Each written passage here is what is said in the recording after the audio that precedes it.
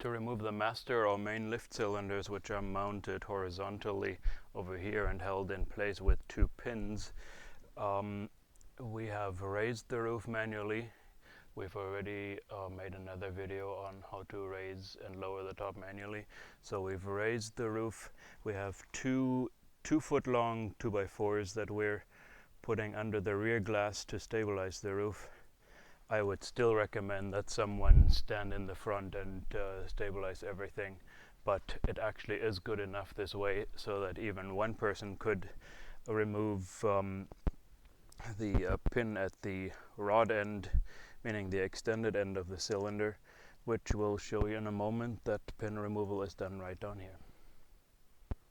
So let me show you the location of the mounting pin for the rod end of the cylinder, meaning the end that is the shaft. As I scoot on the shaft of the cylinder, here's the pin, and let me light that up a little bit with a flashlight so it's better to see. Here it is. This pin actually is secured with a clip on the other end that, let me illustrate, slides onto the pin like this, and I just dropped my screwdriver, but that's okay. If you push a screwdriver in here, you basically open up the clip, and you can then just walk the clip off the pin, and you just have to find the place of the pin on the outside of the frame here to stick the screwdriver in, remove the pin, and then, as I just showed you, you can pull the pin out of here.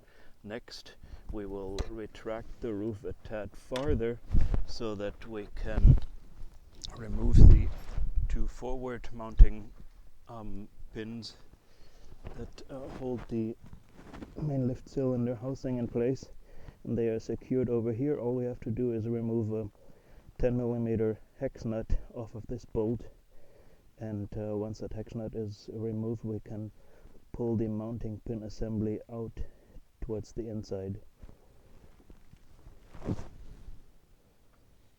So here again is the hex nut that is holding one of the mounting pins for the cylinder housing in place. We remove this hex nut. With the hex nut removed, we get this pin assembly out. Just to illustrate, this is the mounting pin that we just took out of the cylinder. There's one in the opposite direction. Sometimes the bushing here will come riding out as you pull the pin, and that will make it impossible to twist the cylinder out of its holder. So once this pin is out, you have the frame over here. You may have a bushing sticking out. You want to either try to push that bushing back in with a screwdriver, or worst case, cut it with a hacksaw or similar. But make sure to first retract the shaft all the way so that you don't damage the shaft while messing with its bushing here. So once there's full clearance on this end where the cylinder has been pushed against the frame where the pin has been removed, then you can walk it out of the outside pin. Or, frankly, this is the last cylinder in the whole car that will ever fail, because it is much better protected on the inside of the car.